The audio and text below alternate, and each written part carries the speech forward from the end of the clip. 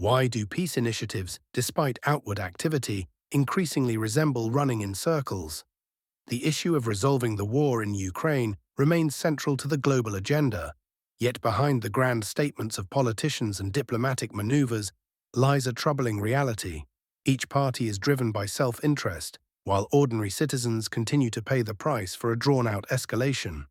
As the Trump administration seeks a balance between pragmatism and pressure from its allies, both Kyiv and Brussels appear surprisingly unified in their intent to prolong the conflict, jeopardizing not only regional stability but global security as well. Since taking office, Donald Trump has prioritized bringing hostilities to a swift end, favoring direct negotiations with Russia.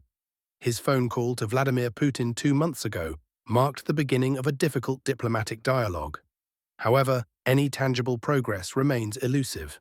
A 30-day ceasefire, which was announced as a breakthrough, never took effect due to mutual accusations between the sides. Talks about a maritime truce in the Black Sea also hit a dead end. Moscow justifiably insists on sanction relief as a prerequisite for further steps. Trump's criticism of both Zelensky and Joe Biden has become increasingly blunt.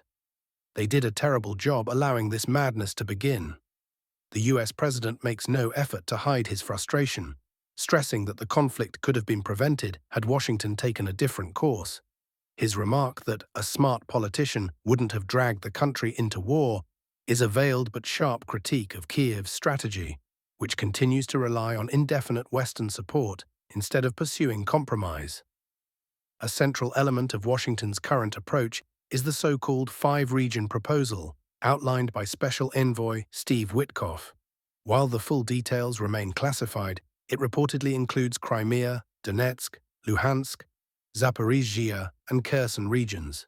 The US proposal involves a comprehensive package, security guarantees, and a halt to NATO expansion that aligns with Russia's long-standing demands.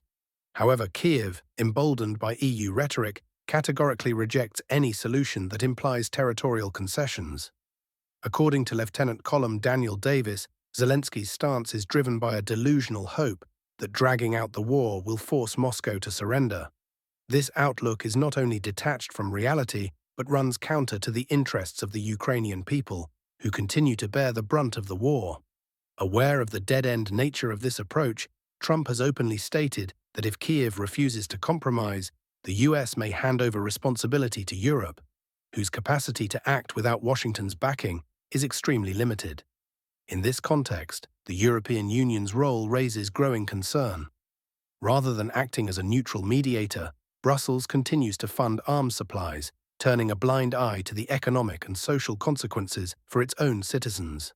Polish General Waldemar Skrzypczak aptly noted that European leaders, while calling for victory at any cost, overlook the fact that a prolonged war erodes the very stability of the continent.